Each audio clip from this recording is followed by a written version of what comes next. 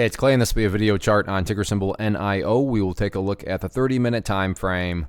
Real quick, what do I mean by 30-minute in case maybe you're new to charts? Instead of each one of these candlesticks here representing 1 day's worth of price action, which is what you would normally see, each one represents 30 minutes. So all this here may look like several days worth of time. It's actually today's price action broken down into 30-minute time slices.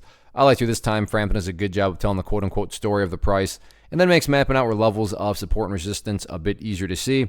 Did this analysis on Friday, so that is where the red and green line annotations are coming from.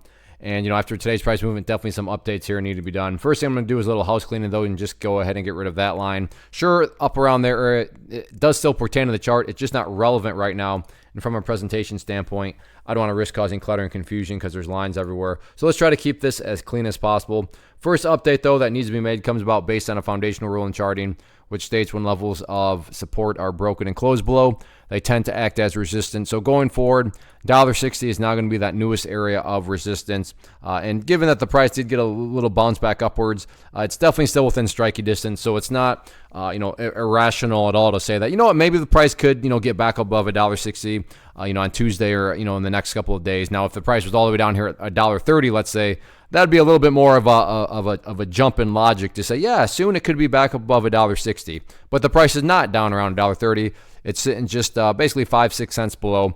So it's within striking distance, but nonetheless, if there is going to be any sort of return back up and potentially have this push higher, then that first key level or the price is going to have to quote unquote prove itself is going to be right up there at the $1.60 mark. Now, as far as levels of support are concerned, the level today that I think it bounced almost right off of, maybe not. Nope, not quite. But right down there at $1.43, definitely a very important level. If you go through the history of the chart, you can see bounced off that area, bounced off that area. And like I said, right there, got somewhat close, but, technically speaking, didn't hit it exactly. Certainly got within the range of it. Point being, $1.43, a very important level of support going forward, so keep an eye on that. All in all, though, not the greatest start to the week, but the good news is it is just the start of the week, so still 4 days left. So we'll see if the price can try to get this thing turned around and get back up above $1.60.